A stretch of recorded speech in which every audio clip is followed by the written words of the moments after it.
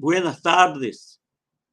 Saludos a todos ustedes que nos escuchan, y especialmente al doctor Camilo Montoya Reyes, a quien agradecemos desde ahora la disponibilidad para impartir la ponencia titulada El principio de la necesidad de la pena en el Estado social y democrático de derecho. Nuestros saludos también a Maristela Lugón, Paulo Lugón, André Leite y Walter Moura do Carmo, quienes nos brindan el apoyo técnico y académico que asegura la realización de este foro virtual de derechos humanos, profesor doctor Antonio Augusto Cansado Trindade. Ellos, quienes componen un cuarteto de oro, así los llamo, hacen con su talento, su competencia, toda la diferencia. Traigo incluso una vez más el abrazo y el agradecimiento del profesor Antonio Augusto Cansado Trindade, que es el presidente de honor del instituto, juez de la Corte Internacional de Justicia en La Haya, que nos agradece por este precioso homenaje que estamos a rendirle permanentemente. Mis saludos a Lara Lorenzoni, investigadora, dedicada ahora a la conclusión de su tesis en Derechos y Garantías Fundamentales. Lara será la moderadora de esta tarde. Para aquellos que participan en el foro por primera vez, les agrego que este evento, que precisamente hoy concluye sus actividades del corriente año, es organizado por el Instituto Brasileño de Derechos Humanos en alianza con la Procuraduría General del Estado de Ceará y el Foro Nacional de las Procuradurías Generales de los estados y del Distrito Federal. Y se realiza, esto es muy importante decirlo, todos los meses sin interrupciones desde el principio de la pandemia. En este espacio virtual hemos tenido el privilegio de escuchar a un gran número de especialistas, maestros y doctores que nos hablaron sobre temas distintos en sede de derechos humanos. Fueron muchísimas las conferencias y sus exposiciones de estos autores están grabadas y disponibles en las redes sociales. Hoy, como hemos dicho, tendremos el placer de escuchar al doctor Camilo Montoya Reyes. El tema propuesto fue el título de su tesis doctoral, presentada en la Universidad Libre de Colombia este año de 2021.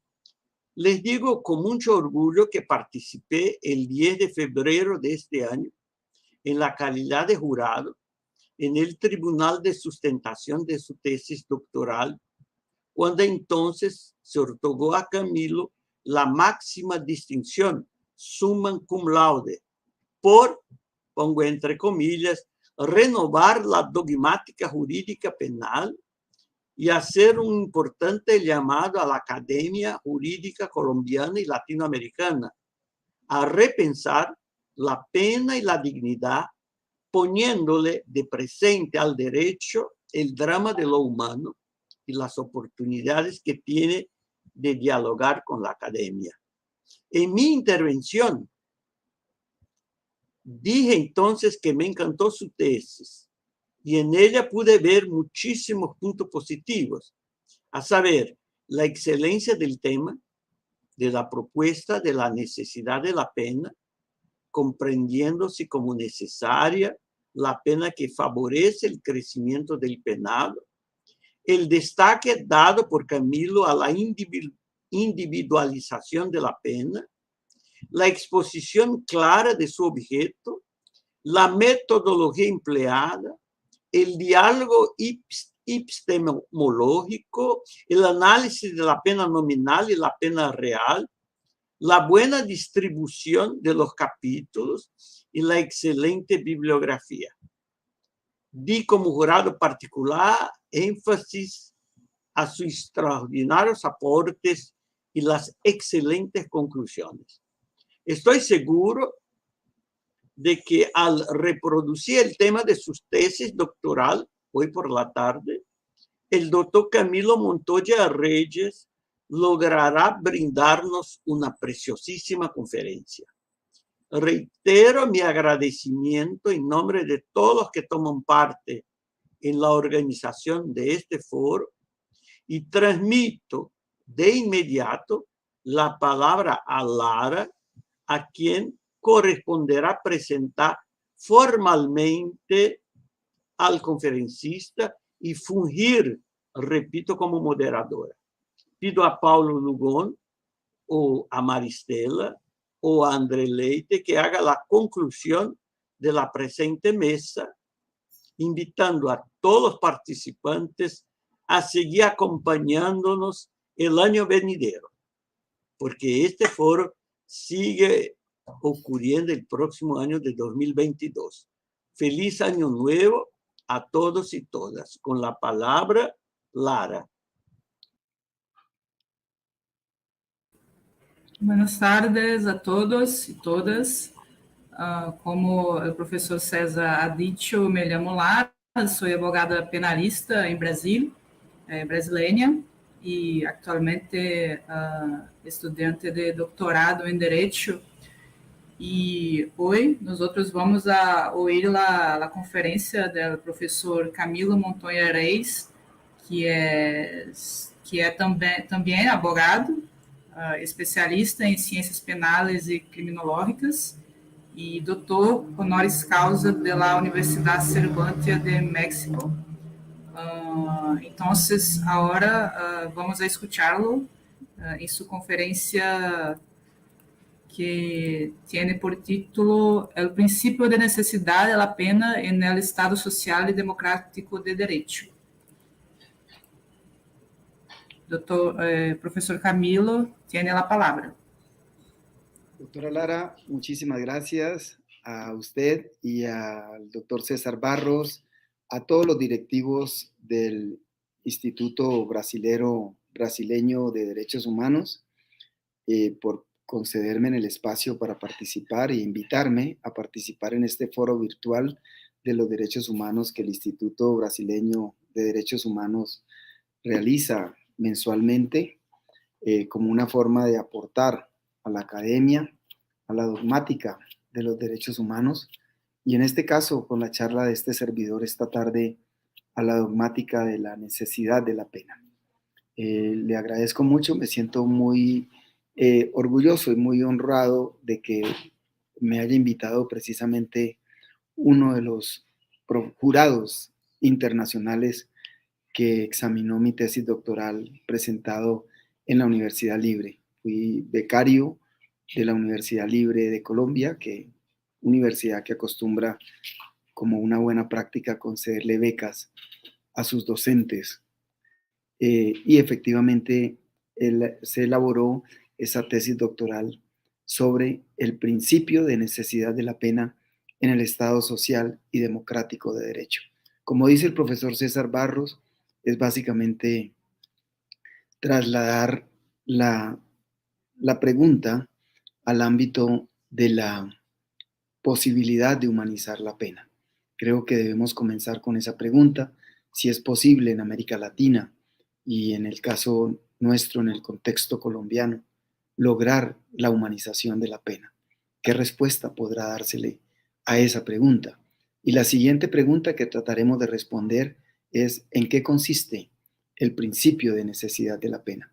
Ustedes notarán mucho, doctora Lara y demás asistentes, que casi siempre se habla con mayor extensión acerca de la dogmática del delito en cuanto a los ingredientes morfoestructurales de los elementos de la categoría dogmática de la conducta punible, tipicidad, conducta, antijuridicidad, culpabilidad, pero se deja de lado o se soslaya en cierta manera el tema de la pena. Y aún al interior de la pena, ustedes notarán que se habla con mayor rigor de la proporcionalidad de la pena y con mayor rigor también de la razonabilidad de la pena. Sin embargo, muy poco fue lo que concluí en el estudio que se realizó para la elaboración de mi tesis doctoral. Muy poco se ha avanzado en el tema de la necesidad de la pena. Necesidad de la pena que en el caso colombiano, doctores, y por regla general, debe introyectársele como un principio. La necesidad de la pena es un principio y como principio implica que es un ayo, un modulador de los criterios hermenéuticos del juez al individualizar la pena, pero más allá también un criterio modulador y orientador de los fines del legislador al individualizar la pena, para sentar otra premisa, y es que la pena la individualiza en abstracto, in generi, la individualiza el legislador, el órgano legiferante. Pero en concreto, esa es lo que se conoce como la individualización de la pena en sentido lato, la que hace el legislador para la conducta punible. El legislador nunca individualiza la pena para la persona de carne y hueso. El legislador individualiza la pena para prototipos de conductas, para modelos de conductas en abstracto. Esto es fundamental, porque la única manera de responder a ese diálogo sobre la humanización de la pena es teniendo claro que el legislador no individualiza la pena en concreto. El legislador señala parámetros comportamentales, señala parámetros de individualización generales, y quien realmente individualiza la pena es el órgano jurisdicente, el juez fallador, en su momento al sentenciar, y el juez, en el caso colombiano, de ejecución de penas y medidas de seguridad, posteriormente cuando la va a ejecutar, la ejecución de la pena. En ese sentido, creo yo que es importante tener en cuenta esas premisas fundamentales. La individualización de la pena en sentido abstracto, en sentido lato, por parte del legislador, y la individualización propiamente dicha de la pena en sentido concreto o en sentido estricto por parte del órgano jurisdicente, del juez de la causa o el juez de ejecución de pena, que es el que vigila la ejecución de la pena en sentido concreto. Vamos a utilizar la pantalla para que la podamos compartir. Entonces, el título de la conferencia es El principio de necesidad de la pena en el Estado social y democrático de derecho. Es el título, como anunciaba el profesor César Barros, es el título de la tesis doctoral presentada en la Universidad Libre de Colombia.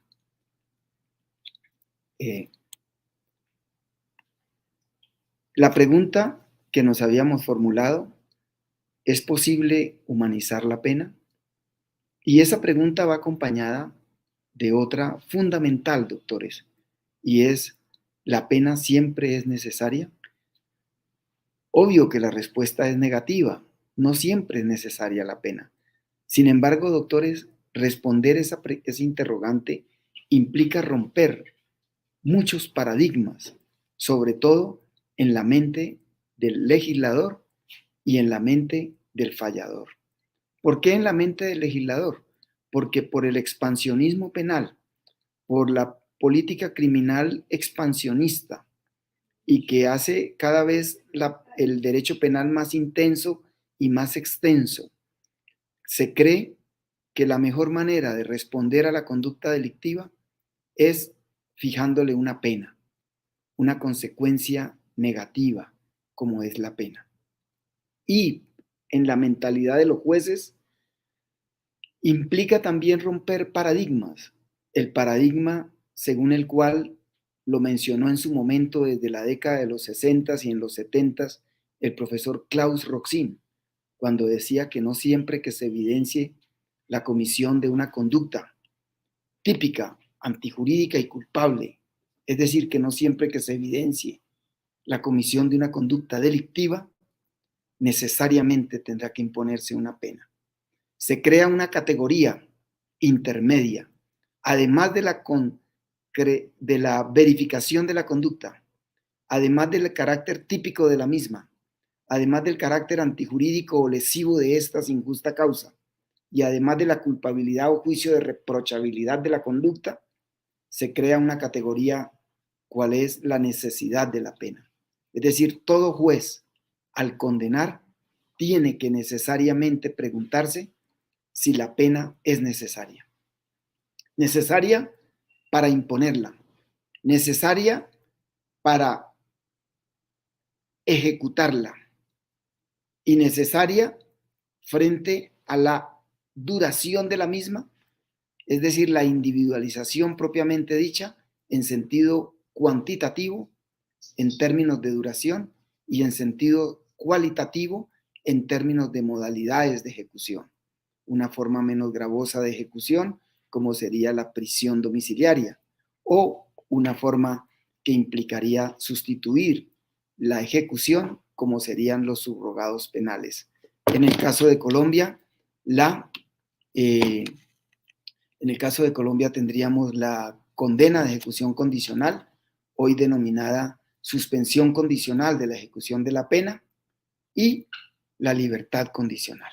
Entonces, miren todo lo que implica la respuesta a ese interrogante, doctores. La pena no siempre es necesaria, pero concientizarnos de esa respuesta implica romper paradigmas, porque, por ejemplo, la mayoría de jueces parten de la premisa de que la imposibilidad de aplicar la pena o la innecesariedad de la pena solo se podía predicar, por ejemplo, en tratándose de delitos culposos o delitos imprudentes, como se conocen en la dogmática internacional, o delitos sancionados con pena no privativa de la libertad. Pero hay cierta reticencia, hay cierta resistencia a reconocer que la pena puede no ser necesaria, aún en tratándose de conductas punibles dolosas. Y esto se debe, doctores, a que en el ámbito colombiano el legislador tiene dos normas, una de ellas ya la veremos, el artículo 3 del Código Penal, norma rectora, según el cual no se puede imponer una pena que no sea necesaria. Es decir, la imposición de la pena responderá, dice la norma, la imposición de la pena responderá a los principios de necesidad, proporcionalidad y razonabilidad. Sin embargo, a pesar de que es un principio rector con una fuerza vinculante inmediata, orientador de la dogmática, orientador de la praxis judicial, a pesar de esa entidad supranormativa que como principio tiene, se cree, por virtud del artículo 34 del mismo plexo normativo, en el caso colombiano, el artículo 34 del Código Penal, que establece una enunciación, porque para mí esa norma es enunciativa, no taxativa, y la norma enuncia que en tratándose de delitos culposos, donde haya una relación entre víctima y victimario y las consecuencias de la conducta punible solo hayan alcanzado a la víctima y al victimario y haya una relación de parentesco cercana entre uno y otro, que el juez puede prescindir de la aplicación de la pena si la considera innecesaria,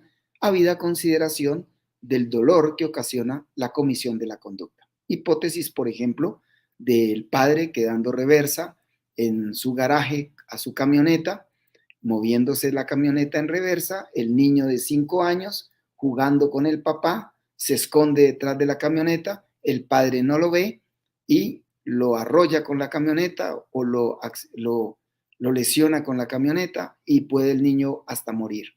En ese caso, por tratarse de un delito culposo, donde hay una relación estrecha entre víctima y victimario, una relación de parentesco, y el dolor que produce la comisión de la conducta punible es una especie de reconocimiento legal de lo que en mi tesis doctoral denomino la pena natural o pena naturalis. Entonces estaríamos allí, el artículo 34 del Código Penal reconoce esa posibilidad, repito, en tratándose de delitos imprudentes o culposos con esas características o delitos sancionados con pena no privativa de la libertad. Y la mayoría de la judicatura en Colombia ha introyectado esa norma como si se tratara de la única posibilidad que tiene el juez para abstenerse de imponer la pena por considerarla innecesaria. Y la propuesta, una de las propuestas principales de mi tesis, doctores, es que el artículo 34 enuncia una facultad, una posibilidad para que el juez se abstenga de imponer la pena, pero no las agota todas. No es taxativo. ¿Por qué? Porque por encima del artículo 34 tenemos el artículo 3 del Código Penal, según el cual una pena no se puede imponer si no la considera el juez necesaria, lo cual implica que todo juez, al condenar, tiene que dedicar una cápite de la sentencia a evaluar y a diagnosticar y hacer una especie de prognosis sobre la necesidad de la pena, de cara a los fines que la misma cumplirá en el caso concreto frente al penado, frente al establecimiento carcelario en el cual cumplirá la pena, ponderando, como dice el doctor César Barros, superpoblación carcelaria, ponderando también hacinamiento carcelario, ponderando condiciones de higiene, ponderando condiciones de seguridad, ponderando condiciones de salubridad pública, es decir, ponderando todos los factores ambientales que van a incidir en la forma de ejecución de la pena. Lo que implica también otra premisa que lanzo desde ahora, que siempre que se individualice la pena, el juez tiene que considerar necesariamente las modalidades de ejecución de la misma. Yo no puedo evaluar la pena, individualizar la pena en abstracto como si se tratara del legislador. El juez está obligado al individualizar la pena a considerar las circunstancias presentes y futuras en que la pena se ejecutará. Yo no puedo escindir modalidades de ejecución de la pena con la individualización de la pena ni con el diagnóstico que debo hacer como juez sobre la necesidad de la misma. Y esto implica, doctores, que a mayor gravedad, a mayor crueldad, porque hay que decirlo así, a mayor indignidad en la ejecución de la pena, menor debe ser la posibilidad del diagnóstico de su necesidad. Están en relación inversamente proporcionales. Si las condiciones de ejecución de la pena son inhumanas, son indignas por el hacinamiento, por la superpoblación, por la insalubridad, por, en este caso, las condiciones del COVID-19 y la violencia que ha generado en los centros carcelarios. Si estas condiciones adversas se incrementan, se disminuye relativamente, inversamente proporcional, se disminuyen las posibilidades de diagnosticar la necesidad de la pena. Y además, se disminuyen las posibilidades de considerar su extensión en el tiempo.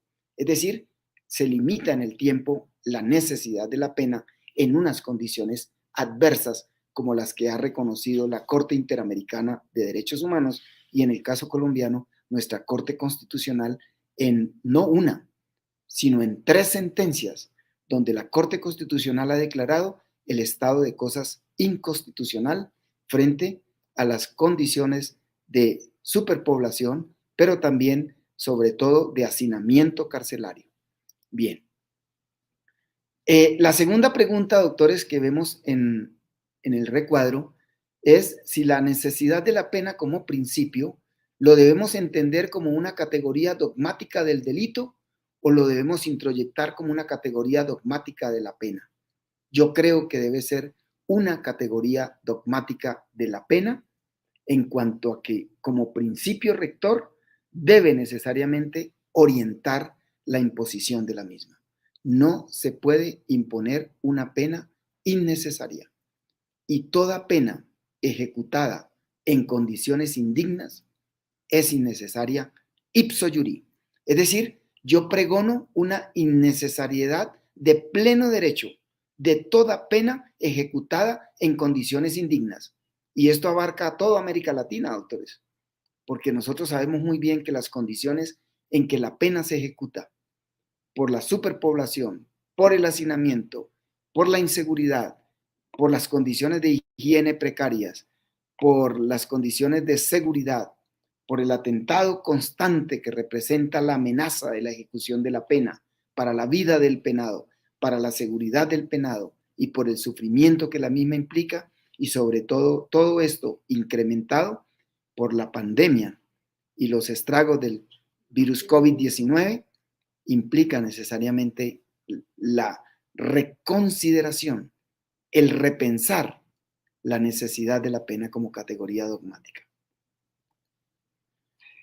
Ya habíamos señalado que la pena se individualiza.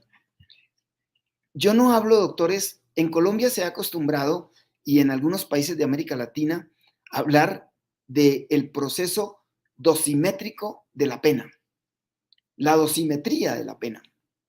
Otros hablan de la dosificación de la pena. Respeto ese lenguaje, pero en mi tesis doctoral hago algunas propuestas de la necesidad de morigerar el lenguaje que utilizamos para que se facilite la ruptura de ciertos paradigmas mentales. Y en el lenguaje es clave. Sostengo, por ejemplo, que si bien es cierto se habla de penas privativas de la libertad, y las penas son privativas de la libertad porque encierran al ser humano, lo aíslan, considero que deberíamos tener como desiderata que realmente la pena no fuera privativa, sino restrictiva de la libertad. Porque ya vamos a ver más adelante, en el caso de la Corte Interamericana y la Corte Constitucional Colombiana, han señalado que hay unos derechos intocables de todo penado. Todo ser humano condenado tiene unos derechos fundamentales que son intocables y que aún la pena no los puede tocar. Entonces, por eso hablo de una pena restrictiva más que privativa, porque no es justo ni es dogmáticamente válido decir que al ser humano se le priva de un derecho fundamental. Todo derecho fundamental se podrá limitar, se podrá suspender, se podrá morigerar su ejercicio, pero privarlo de él, el penado sigue siendo libre. Sin embargo, es claro que el lenguaje que se utiliza es pena privativa de la libertad. Hablar de tratamiento penitenciario también. El ser humano no puede ser tratado como si se tratara de un objeto, porque eso atenta contra la dignidad humana. Entonces, tratamiento penitenciario. Hablar de dosificación de la pena. Allá quería llegar. Yo sostengo, doctores, que la pena, más que dosificarla, se individualiza. Dosificar la pena es hacer cuentas, es jugar con los números abstractos, agravantes, atenuantes, en qué cuarto me muevo, en los cuartos medios, en el cuarto máximo del ámbito de punibilidad que tiene el juez, de acuerdo a la pena mínima absoluta y la pena máxima absoluta. Pero individualizar la pena es un concepto mucho más vinculante y mucho más omnicomprensivo en un Estado social y democrático de derecho, como en el caso colombiano, fundado en el respeto de la dignidad humana. Individualizar la pena implica considerar todos los factores singularizantes del ser humano. Individualizar la pena implica entender que cada ser humano penado es un microcosmos, con todo un mundo de aspiraciones, de sueños, de metas, de prejuicios, de perjuicios que le ocasiona y que él ocasionó con su conducta. Todas esos temores, esas ansiedades, esas angustias, esa forma de pensar tan individual y que tanto debemos respetar por virtud de la dignidad humana como libre desarrollo de su personalidad, libertad de culto, libertad de pensamiento, libertad de opinión, libertad de expresión. Entonces, individualizar la pena es considerar la condición humana del penado. Dosificar la pena es más un ejercicio abstracto, que lo hace más el legislador cuando señala parámetros, porque ni siquiera el legislador dosifica penas. El legislador señala parámetros que, a mi modo de ver, y así lo sostengo en la tesis, doctores, no son parámetros insalvables. Los parámetros que señala el legislador tienen que ser parámetros que tienen que ceder, porque es respeto al principio de legalidad, pero en ciertas ocasiones tendrán que ceder por virtud del respeto al principio de dignidad humana. Y eso lo hará el juez en el ejercicio de no de dosificación, sino de individualización de la pena.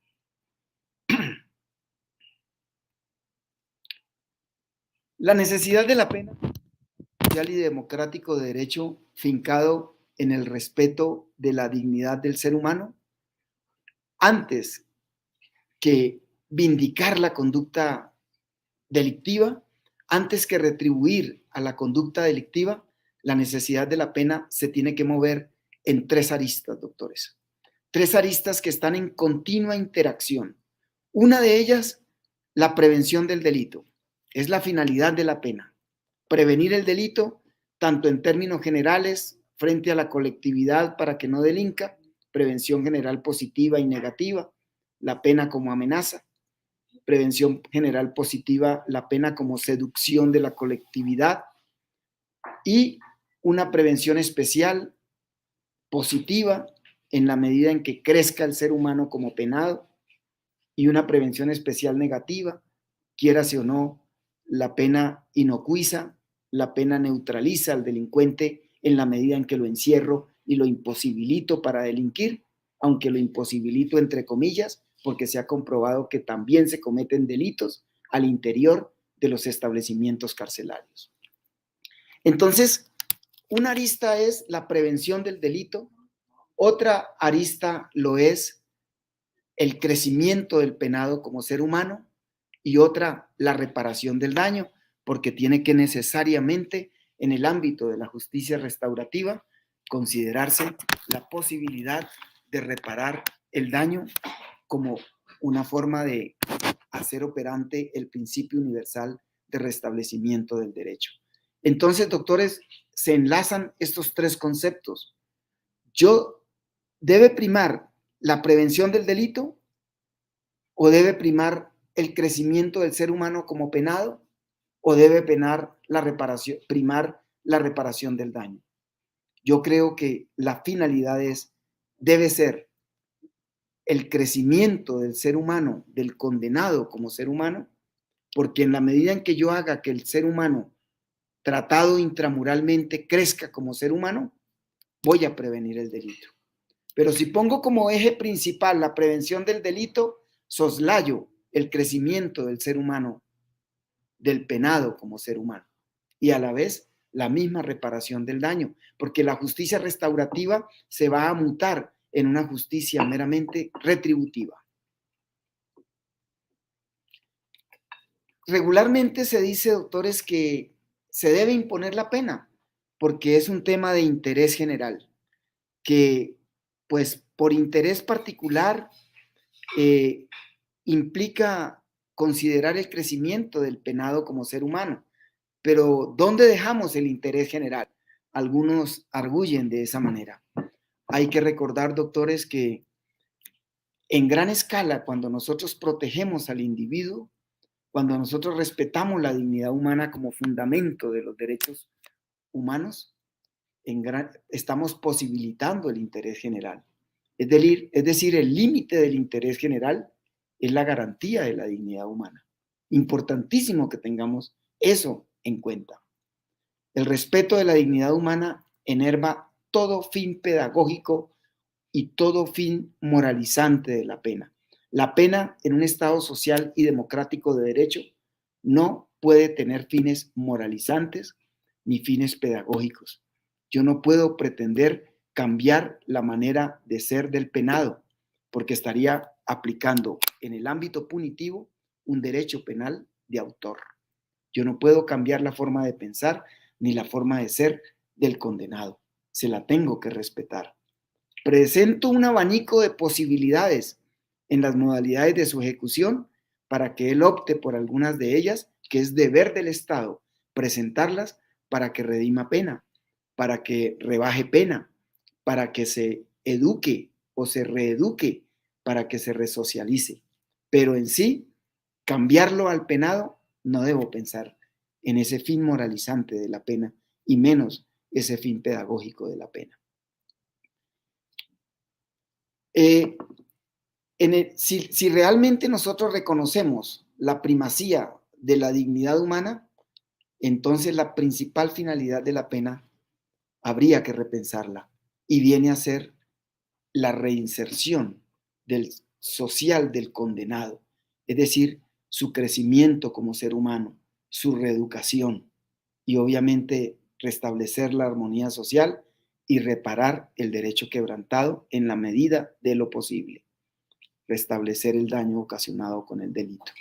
Eso nos implica muchas posibilidades de penas alternativas, muchas posibilidades de esquemas de cárcel abierta, cárcel de puertas abiertas, en la medida en que nosotros incrementemos en la discusión y vinculemos en la discusión la reparación del daño, la asistencia de una justicia restaurativa.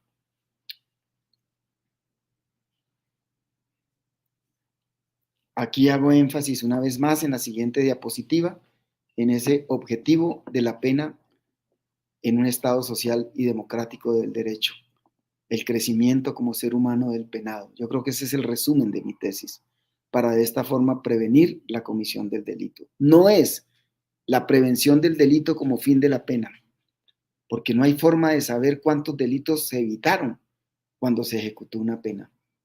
No hay datos, no hay forma ónticamente posible de recoger información de cuántos delitos se evitaron, cuántos delitos se evitó la pena impuesta y ejecutada. ¿Verdad? Solo se conoce la información de algunos de los delitos cometidos. Yo tendré información de reincidencia, pero nunca de cuántos delitos que se iban a cometer no se cometieron. Entonces, es importante tener en cuenta que esa finalidad, además de etérea, es una desiderata muy bonita, pero que en un Estado social y democrático de derecho debe cambiar, porque si está afincado en el respeto de la dignidad humana, el crecimiento del penado como ser humano, su reeducación, debe ser la finalidad de la pena. Y de esta manera lograré la prevención del delito. Es distinto ese enfoque.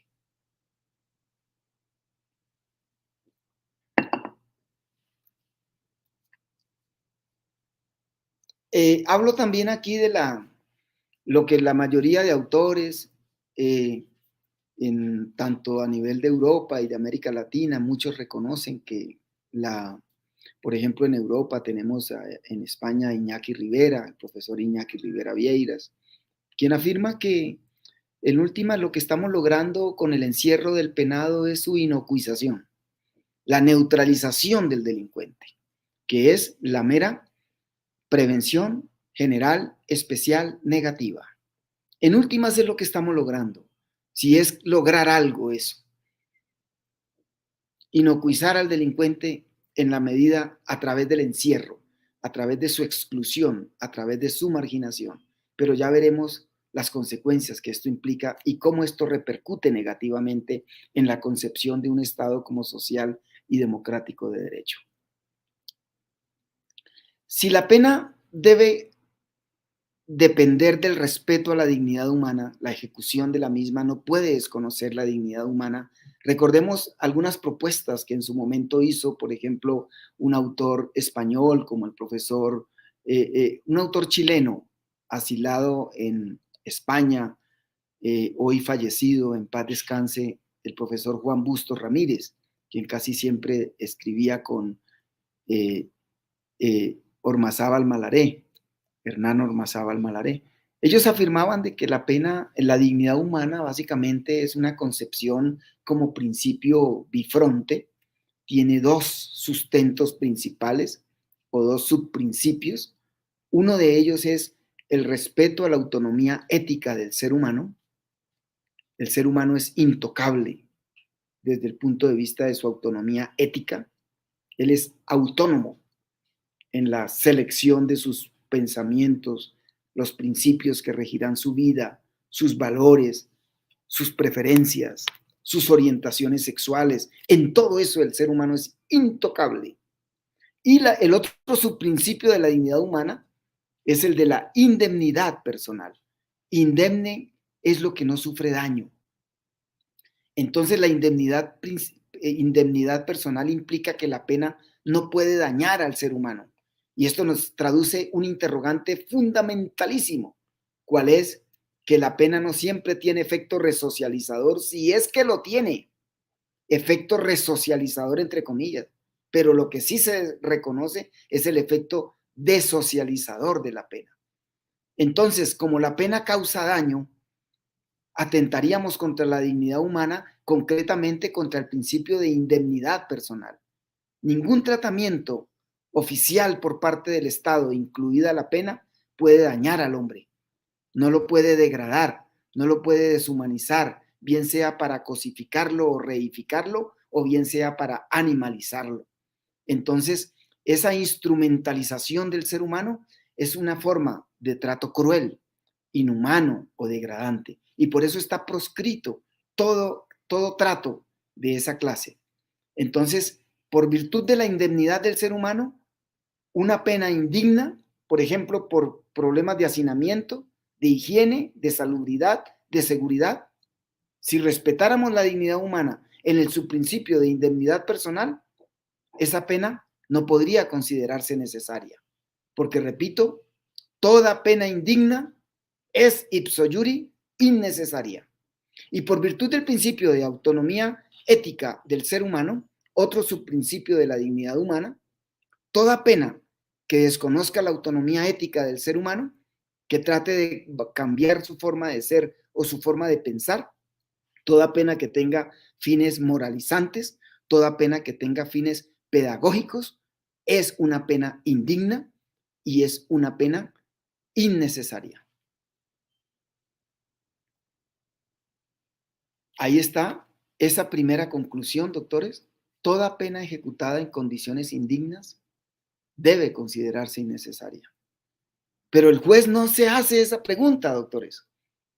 Hablo en el ámbito colombiano. Ustedes responderán en el ámbito de sus respectivos países. En el ámbito colombiano, el juez debería formularse la pregunta cuando hace la prognosis para establecer la necesidad de la pena. ¿En qué condiciones se va a ejecutar esta pena que yo hoy como juez de la República estoy individualizándola? Desde el punto de vista cuantitativo, pero resulta que la pena también la individualiza el juez desde el punto de vista cualitativo. Y la individualización cualitativa de la pena, miren que no hablo de dosificación. No estoy en el campo de la dosimetría penal. Yo no quiero que esto se convierta en un ejercicio matemático de cuántos agravantes, cuántos atenuantes, cómo la incrementamos en una tercera parte, en la mitad. Eso es muy bonito, las cuentas, y hay que hacerlas con sumo cuidado, pero me refiero a la individualización de la pena. Entonces, ¿en qué condiciones se va a ejecutar la pena? El juez no puede decir, yo individualicé la pena, la tasé en tanto, se va a ejecutar intramuralmente, no concedí el sustituto de la prisión domiciliaria o no concedí ningún subrogado, se va a ejecutar intracarcelariamente y se la entrego al director del IMPEC o le entrego al penado al IMPEC y el IMPEC lo recibe y recibe la situación y es problema del IMPEC. En Colombia, doctores, es el Instituto Nacional Penitenciario y Carcelario. Es un organismo del Estado que controla la ejecución de la pena, exterioriza lo que se denominan las especiales relaciones de sujeción. Es la administración de las cárceles por parte del Estado, todo el régimen penitenciario y carcelario. Es un instituto del Estado. Entonces el IMPEC examina en qué condición se va a ejecutar la pena, pero como el juez se lo entregó y el juez no fijó parámetros, porque todo juez respetuoso de los derechos humanos y de la dignidad humana, al individualizar la pena, tendría que decirle al director del IMPEC que solo lo puede recluir en un establecimiento carcelario donde no haya, por ejemplo, hacinamiento. Porque ya la Corte Constitucional en 3 sentencias declaró el estado de cosas inconstitucional, la Corte Constitucional colombiana, y refirió expresamente que una de esas razones era el hacinamiento carcelario, la insalubridad, la inseguridad, la higiene, pero que esas circunstancias tornaban indigna la ejecución de la pena y nuestra Corte Constitucional colombiana en su momento, ya veremos las sentencias para que las refieran por favor y las tengan en cuenta, señaló que se trataba de un estado permanente de cosas inconstitucional. Es decir, cada segundo que un interno está recluido, está en un estado de cosas inconstitucional, permanente, latente. Entonces, al juez le debería preocupar en qué condiciones se va a ejecutar la pena y debería exigir que se ejecutara en un establecimiento donde, por ejemplo, no hubiera hacinamiento. Porque si las reglas para la protección de los reclusos, las reglas Nelson Mandela, establecen que el nivel debería ser de 0, y recuerden también, doctores, que la misma, las reglas de Mandela no establecen el espacio mínimo que debe tener un recluso. Eso es cierto. ¿Qué dicen las reglas? Las reglas de Nelson Mandela establecen que todo el Estado debe asegurar que las personas privadas de la libertad tengan, comillas, un espacio personal suficiente. Ese es el mandato abstracto de las reglas de Mandela. El Estado debe garantizar y asegurar que las personas privadas de la libertad tengan un espacio personal suficiente. Pero miren ustedes, el Comité Europeo para la Prevención de la Tortura y de las Penas o Tratos Inhumanos o Degradantes, ese Comité Europeo sí señaló espacios numéricos concretos. Allí se dice, por ejemplo, que la celda compartida, si las celdas son compartidas, cada interno debería tener mínimo una superficie de 4 metros cuadrados. Es decir, 4 metros cuadrados por recluso es el espacio mínimo a nivel del Comité Europeo para la Prevención de la Tortura y de las Penas o Tratos Inhumanos o Degradantes. Y si la celda es individual, lo mínimo que se espera y que se le debería garantizar a un recluso son 6 metros cuadrados. Yo sé que eso es eso, ¿no? Una desiderata, pero tenemos que trabajar. Pero yo creo que más que trabajar por ampliar el espacio del recluso, más que trabajar por la construcción de nuevas cárceles, más que trabajar para contrarrestar la superpoblación carcelaria o para solucionar los problemas de hacinamiento, tenemos que variar, romper paradigmas en la intelección de lo que se debe entender por necesidad de la pena. Y una de esas es que toda pena que se vaya a ejecutar o se esté ejecutando en condiciones indignas debe considerarse innecesaria. Y al ser innecesaria, adviene ilegítima, inconstitucional. Es decir, cualquier examen sobre su utilidad adviene ipso iuri innecesario. Porque ¿para qué voy a estudiar la utilidad de la pena si la estoy ejecutando en condiciones indignas? Ya está de cara demostrado el efecto desocializador de la misma.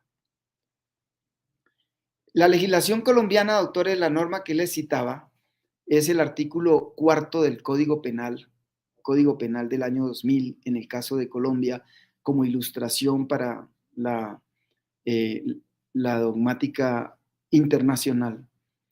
Allí establece como fines de la pena, nuestro sistema es un sistema plural en cuanto a fines de la pena. Hay legislaciones que no establecen en la legislación expresamente en sus plexos normativos los fines de la pena. Colombia los estableció allí, los señaló en el artículo 4.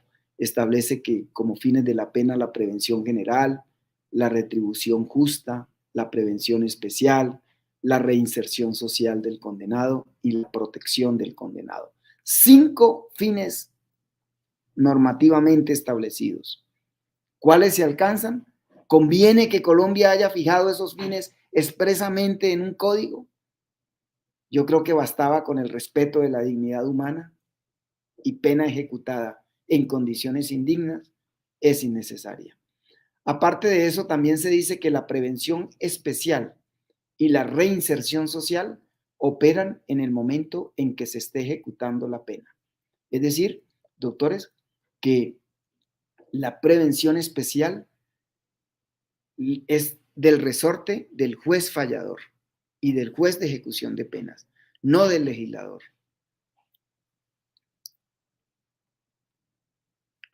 Hablo también, doctores, importante un concepto, sé que es osado hablar de una prisión perpetua material. América Latina tiene prisión perpetua. ¿Por qué? Tenemos prisión perpetua porque la prevención especial negativa apunta a neutralizar al condenado aislándolo de la sociedad en forma indefinida y hasta permanentemente. ¿Por qué permanentemente? Cualquiera me puede decir, doctor Montoya, en Colombia la prisión perpetua fue declarada inconstitucional. Es cierto, la prisión perpetua es revisable y celebro eso, pero la prisión perpetua de hecho o prisión perpetua material no ha desaparecido. ¿Por qué? Porque cuando yo le coloco a una persona, a un ser humano, una pena que supere el periodo de vida, la expectativa de vida del condenado, se convierte en prisión perpetua. Si a una persona de 60 años yo la condeno a 50, a sabiendas de que no va a vivir 110 años porque la expectativa probable de vida no es 110 años del ser humano, en el caso colombiano no está en ese nivel tan alto, pues entonces si la expectativa de vida se supera con la pena que el juez le está imponiendo al condenado, le está condenando a prisión perpetua. Sobre todo que tenemos delitos para los cuales no proceden ciertos descuentos, no proceden ciertos subrogados, no proceden rebajas punitivas, no proceden esquemas de justicia premial. Entonces, a eso me refiero, doctores, cuando hablo de la prisión perpetua material. Opera cuando al condenado se le impone una pena que supera su expectativa de vida, atendida la edad al momento de la condena y el promedio de vida del ser humano. Es decir, doctores, toda pena debe dejarle al condenado la esperanza de un periodo de vida en libertad. Todo condenado debería, si no hay prisión perpetua en ese país respectivo, toda pena, al ser impuesta, debe dejarle al penado la posibilidad de una expectativa de vida en libertad. Podría ser, el juez la fijaría, o ojalá lo hiciera la legislación, pero si no, lo debe hacer el juez. 1 año, 6 meses, que él tenga la esperanza de que 3, 4, 5 o 6 meses va a purgar con su familia, con su núcleo familiar, con sus seres queridos. De lo contrario, será prisión perpetua material. Es una de las conclusiones que lanzo en mi tesis. Las condiciones indignas de la ejecución de la pena tienen que ser ponderadas al momento de su individualización. Es decir, al momento del juez individualizar la pena, tiene que existir una relación inversa de proporcionalidad entre las condiciones negativas. Ya lo señalaba, doctores. Todas las condiciones adversas, inhumanas, en que la pena se ejecuta, tienen que ser ponderadas inversamente. Es decir, a mayor adversidad, perdónenme la expresión, a mayor crueldad en la ejecución de la pena, menor la posibilidad de diagnosticar su necesidad. Es decir, si la pena se va a ejecutar en condiciones indignas, crueles, inhumanas y degradantes por diferentes factores ambientales, sociales, económicos, políticos, los que sean, esa adversidad y crueldad en la ejecución de la pena juega inversamente proporcional en el establecimiento de la necesidad de la misma, bien sea para su imposición o bien sea para su duración. ¿Por qué, doctores? Porque no es lo mismo la mentalidad del legislador cuando en su escritorio fijó una pena en abstracto para una conducta delictiva. El legislador fija la pena en sentido lato, en abstracto, in genere, para conductas, para prototipos de conductas, no para seres humanos de carne y hueso. Pero el juez fallador sí es el que individualiza la pena para esa persona de carne y hueso concreta, para ese microcosmos que es el ser humano, en un contexto fáctico y en un contexto social y en un contexto ambiental determinado frente a cierto establecimiento carcelario. El único que individualiza el establecimiento carcelario, que debería ser así, el juez no debería entregarle al IMPEC a la persona para ver el IMPEC dónde lo coloca.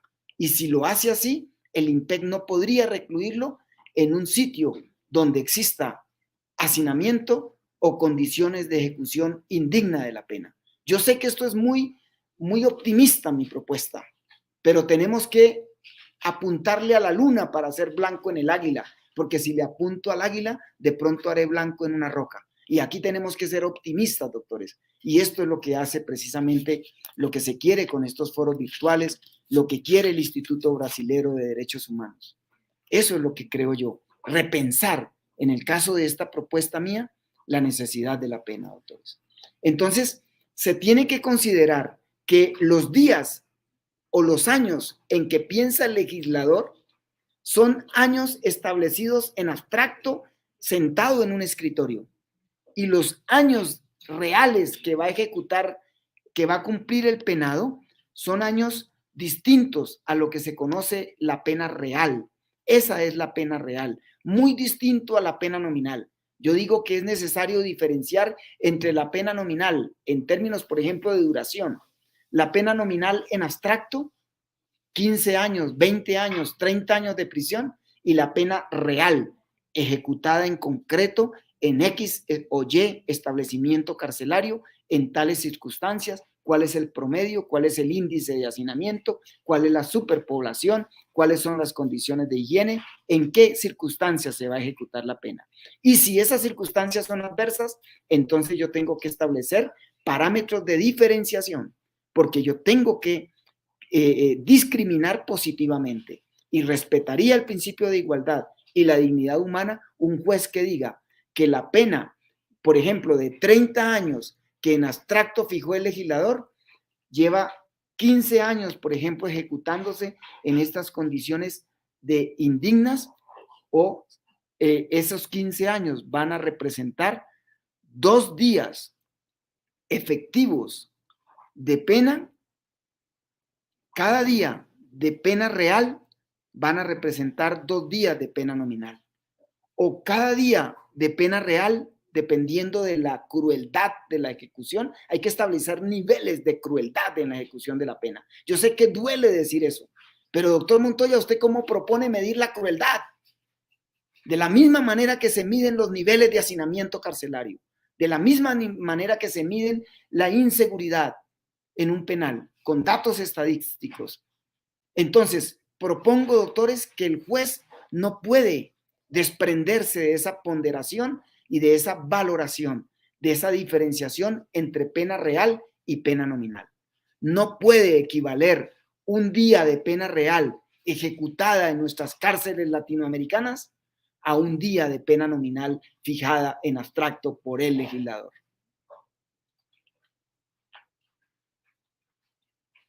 Según la Convención Americana de Derechos Humanos, la finalidad de la intervención penitenciaria es la readaptación social de los penados. Esa es una conclusión que todos la conocemos. Vamos a pasar algunas diapositivas para concluir la charla en esta tarde, porque entiendo que solo eran máximo 50 minutos, me decía el profesor César. La necesidad, la importancia, doctores, de respetar el principio de legalidad en la ejecución de la pena. Hay muchas penas accesorias que son ilícitas, impuestas en la sentencia, no se impusieron en la sentencia, pero el IMPEC en su modalidad de ejecución las materializa y hay que tenerlas en cuenta. Les hablaba de las 3 sentencias, lo prometido es deuda.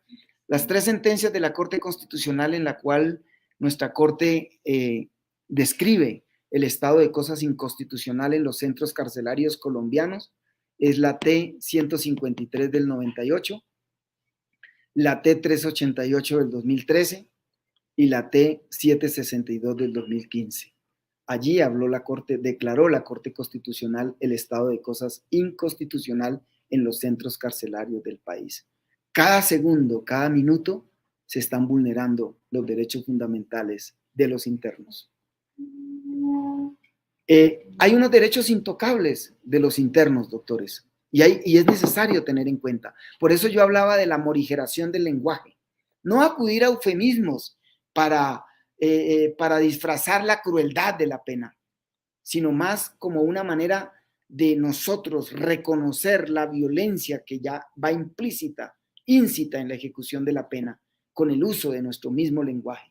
Por eso hablo de unos derechos intocables, como por ejemplo, no pueden resultar afectados los derechos a la vida, a la integridad personal, a la salud, a la igualdad, a la libertad religiosa, a la personalidad jurídica, derechos de petición, al debido proceso, al acceso a la administración de justicia. Esos derechos son intocables, así se trate de una persona condenada. Bueno, la necesidad de considerar la individualización de la pena, las modalidades en que se va a ejecutar. Y aquí también planteo, doctores, que la necesidad de la pena no puede ser tarea exclusiva del juez. Es decir, la determinación de la necesidad de la pena, el diagnóstico sobre la necesidad de la pena, no es un concepto netamente jurídico, es un concepto también, no es solamente deóntico, es un concepto también óntico.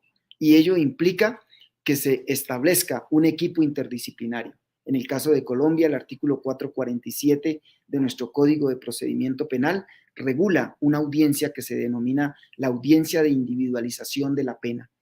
Y esa audiencia es soslayada porque se adelanta infortunadamente en cuestión de minutos, cuando se supone que la finalidad de esa audiencia es conocer al penado, conocer al condenado. Y esa audiencia entonces establece allí que para establecer la necesidad de la pena se debe ponderar y que el juez puede inclusive suspender la audiencia y designar un equipo interdisciplinario que lo asesore para efectos de establecer qué tan necesaria es la pena. Es una norma que muy pocos jueces la han estrenado en Colombia. Soy profesor en la Universidad Libre del módulo en la maestría Teoría de la Pena y algunos jueces penales del circuito me confesaban que son muy pocos los jueces, contados, los que han utilizado esa audiencia, la han suspendido y han ordenado pruebas en esa audiencia, cuando ya nuestra Corte Suprema de Justicia, Sala de Casación Penal, ha precisado de que es deber del juez, en ciertas hipótesis, ordenar inclusive la práctica de pruebas para conocer al penado, sus circunstancias, antecedentes personales, familiares, sociales, laborales, de toda índole, porque yo tengo que conocer al penado. Será la única manera de individualizar la pena, o si no estaría repitiendo lo que hizo el legislador. Individualizó la pena en abstracto para la conducta y yo en abstracto le individualizo la pena al condenado. No puede ser así. Vamos a ir ahora a las conclusiones, doctores. Debo saltarlas. Estas son, en 5 minutos termino, la propuesta garantista. La denominé así, doctores. La denomino de esa manera, una propuesta garantista para la sana intelección y aplicación del principio de necesidad de la pena. ¿Recuerdan que fue el interrogante que formulamos al comienzo? ¿Cómo entender cuál es la sana intelección del principio de necesidad de la pena? Hay unos tips jurídicos, los he llamado así. Esa propuesta son 12 puntos. Primer punto, ya están desarrollados, solo los voy a leer como conclusión. Primero de ellos, toda pena que se vaya a ejecutar o se esté ejecutando en condiciones indignas debe considerarse innecesaria. Y recuerden, doctores, en el caso colombiano, artículo 4º, artículo 3º, 4º, principios rectores, no se puede imponer una pena innecesaria. La necesidad de la pena tiene que ser valorada, tiene que ser ponderada. Y al ser innecesaria la pena, adviene ilegítima, inconstitucional. La mejor manera de humanizar la pena, ¿recuerdan la pregunta, doctores, que habíamos formulado? Pues la respuesta es que es imposible humanizar la pena. Por eso mi respuesta es, la mejor manera de humanizar la pena es evitándola tanto el órgano legiferante para pensar en medidas alternativas a la privativa de la libertad, porque hablo de la pena privativa que yo denomino restrictiva de la libertad. El legislador tiene que no siempre creer que huyendo al derecho penal y escondiéndome en el derecho penal como el avestruz que mete la cabeza en el hueco o el que cree que la calentura está en las sábanas, que de esa manera, fijando penas e incrementando penas, soluciono problemas de tipo social que demandan otro tipo de reacciones por parte del Estado. Entonces, la mejor manera de humanizar la pena es evitándola por parte del Estado, evitándola por parte del ciudadano que delinque para que evite la pena y no cometa el delito, evitándola por parte de la sociedad también, porque le implica gastos a la sociedad. Es la mejor manera, en todo sentido, evitándola. La pena restrictiva de la libertad, que comúnmente conocida como privativa de la libertad, solo debería ser necesaria, doctores, respecto de delitos dolosos. Los delitos culposos, por excluir la intencionalidad, no deberían tener señalada pena privativa de la libertad. En el caso colombiano la tenemos, penas privativas de la libertad en tratándose de comportamientos dolosos. Otra conclusión, en un Estado social y democrático de derecho se debe controlar, pero no limitar la facultad de humanizar el ejercicio del poder punitivo. ¿A qué me refiero con ello, doctores? Que si bien es cierto hay que respetar el principio de legalidad, si un juez de la República puede abstenerse de imponer una pena por innecesaria, con mayor razón, por virtud del principio del razonamiento ad maiore ad minus, con mayor razón un juez podría, si yo puedo abstenerme de imponerla, la voy a imponer, pero voy a conceder un subrogado. Pero ya no se trataría de un subrogado por los parámetros del artículo 63 del Código Penal, sino que se trataría de un subrogado de cara a la necesidad de la pena. O voy a imponer su ejecución en forma sustitutiva, es decir, prisión domiciliaria, por encima de los márgenes del artículo 38 con todos los literales, por cuestiones de necesidad de la pena. Si la puede hasta no imponerla el juez, con mayor razón puede morigerar su ejecución, la dureza de su ejecución. Debe existir una relación inversa de proporcionalidad entre las condiciones negativas, adversas, crueles en que se ejecutará la pena y la ponderación de su necesidad. Ya lo explicamos. El legislador y el juez deben reducir la brecha entre el ser y el deber ser en la imposición y en el cumplimiento de la pena. Es decir, es deber del juez y del legislador acercar esa brecha, ese abismo entre pena nominal y pena real, porque es muy distinta la pena que fija el legislador y muy dura y muy cruel la pena real ejecutada. ¿Y cómo morigero esa brecha? Haciendo que cueste más, perdónenme la expresión, que valga más los días de privación real frente a los días fijados en abstracto como pena nominal. No se debe interpretar como absolutos los límites para la concesión de subrogados. Lo que les decía hace un momento, doctores. Si el juez puede abstenerse de imponer una pena por innecesaria, con mayor razón la puede imponer y no ejecutarla. Un subrogado, o imponerla y ejecutarla no intramuralmente, sino domiciliariamente. Toda pena puede ser innecesaria, no solo las penas para los delitos culposos. Este es el paradigma que tenemos que romper.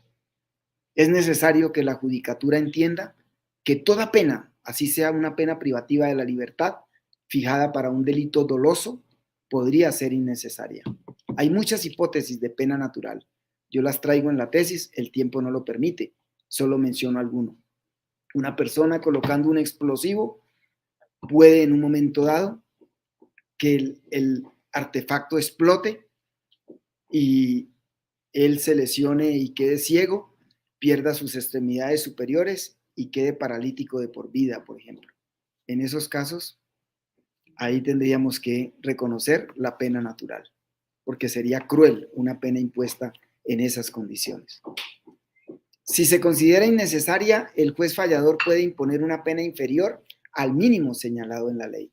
Es otra superación de la vieja concepción del principio de legalidad. Un juez puede en un momento dado imponer una pena inferior a la mínima porque ya no está hablando de límites legales, sino está hablando de términos de necesidad de la pena de cara a un principio rector. La imposición de una pena puede ser necesaria, pero no necesariamente es indispensable su ejecución. Toda pena de prisión debe ser periódicamente revisable, doctores. En el caso colombiano no lo tenemos así. Hay países que se contempla, pero en el caso de Colombia yo abogo porque la pena de prisión debe ser periódicamente revisable porque las circunstancias y las condiciones van cambiando, van variando y por ende se tiene que estar actualizando el diagnóstico sobre la necesidad de la pena. Toda pena de prisión, incluida la prisión perpetua, cuando se pregonaba en Colombia, debe ser revisable. Y toda pena debe proveerle al condenado la esperanza de un periodo de vida en libertad. De lo contrario, es prisión perpetua. Y culmino mi charla con esta respondiendo a la pregunta: ¿cuál es la mejor manera de humanizar la pena en un Estado social y democrático de derecho? La mejor manera, si es que es posible, de humanizar la pena es evitándola. Muchas gracias al Instituto Brasileño de Derechos Humanos por invitarme a participar en esta conferencia. Gracias, doctora Lara. Muy amable.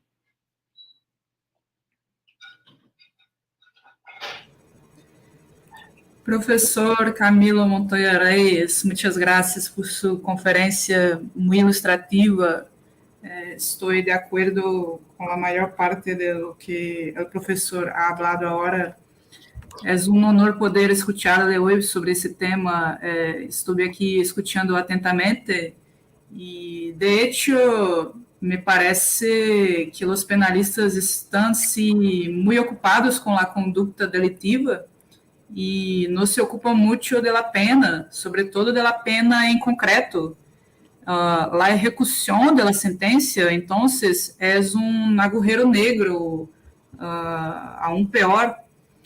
Eu não sei como é em outros países, pero em la dogmática penal brasileira há um grande vazio à hora da dosimetria da pena, quando se habla do cálculo concreto da pena.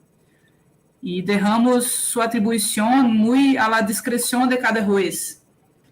E, bueno, cada juez lo hace de forma muito diferente, de modo que os fatores sociais, como o color da piel e a classe social, acabam sendo decisivos. E, nesses momentos, entendo que o legislador não pode prever todos os detalhes do caso concreto, pero não estamos dando demasiado poder aos jueces e a seus prejuízos procedentes de seu próprio entorno social a la hora de individualizar a sentença. Há uma maneira de encontrar um ponto médio entre o legislador e o juez? Há alguma forma de estabelecer parâmetros abstratos mais precisos? Poderia o professor falar um pouco mais sobre esse ponto especificamente? Gracias, doctora Lara, por su pregunta muy interesante y me lleva a precisar algo fundamental. Sí, efectivamente, el temor de los jueces es a la prevaricación judicial, al proceso disciplinario que implicaría en un momento dado imponer una pena inferior a la pena mínima o en un momento dado conceder un subrogado atendiendo a razones de necesidad o abstenerse de imponer una pena por encima de la hipótesis de los delitos culposos, que en el caso colombiano está previsto para los delitos culposos en el artículo 34 y para delitos dolosos pero sancionados con pena no privativa de la libertad. Yo creo, doctora Lara, que la respuesta está en que nosotros conciliemos, su señoría lo señaló, conciliemos el principio de legalidad con el de necesidad de la pena. Podemos llamarlo ponderación, podemos llamarlo confrontación, cotejo. Lo importante es tener claro que los principios no se matan entre sí como las normas. Las normas, por ejemplo, lex posteriori derogat lex priori, lex specialis derogat lex generalis, pero en los principios no. Entonces yo creo que el juez tiene que hacer esa ponderación para tener en cuenta, por ejemplo, que si va a imponer una pena inferior a la mínima, en el caso colombiano, doctora Lara, la pena se respeta el ámbito de movilidad a los cuartos. Por ejemplo, una pena de 5 años, pena mínima, y una pena máxima de 25 años, en el caso colombiano, el ámbito de movilidad sería, restando la pena máxima, la pena mínima. 25 menos 5, 20 años. Eso lo divido en cuartos y me quedaría cada cuarto de 5 años. el primer cuarto de 5 a 10, de 10 a 15 y así sucesivamente. Entonces, ¿qué sostengo yo en mi tesis? De que para que el juez no haga un ejercicio arbitrario y reglado, sino que sea reglado, racional y fundamentado y justificado, si va a imponer una pena por debajo de la mínima y como cada cuarto es de 5 años, entonces tendría que bajar en el cuarto, yo le llamo cuarto virtual, el cuarto virtual o cuarto imaginario. Entonces tendría que bajar de 5, por ejemplo, si la pena partiera del primer cuarto, entonces podría bajar un cuarto hacia abajo. Entonces, en este caso, por ser la pena mínima de 5 años, pues podría bajar hasta un día. Pero una pena que parte, por ejemplo, de 15 a 20 años, entonces, y de 15 a 25, algo así, entonces yo establezco el cuarto y de la pena mínima hacia abajo solo podría bajar el cuarto virtual o cuarto abstracto o imaginario. Esa sería una manera para conciliar legalidad con dignidad humana y evitar esa excesiva confianza en nuestros jueces. Y la otra parte, doctora, sería que es necesario que ojalá lo hiciera el legislador, que el legislador señalara parámetros, una tabla, por ejemplo, de acuerdo al grado de crueldad en que la pena se va a ejecutar, así mismo será la conversión. Por ejemplo, una pena ejecutada en un grado de crueldad elevado, cada día de pena real equivaldrá a 3 días de pena nominal. Y si los grados de crueldad están morigerados, entonces estableceríamos una proporción de 1 a 2.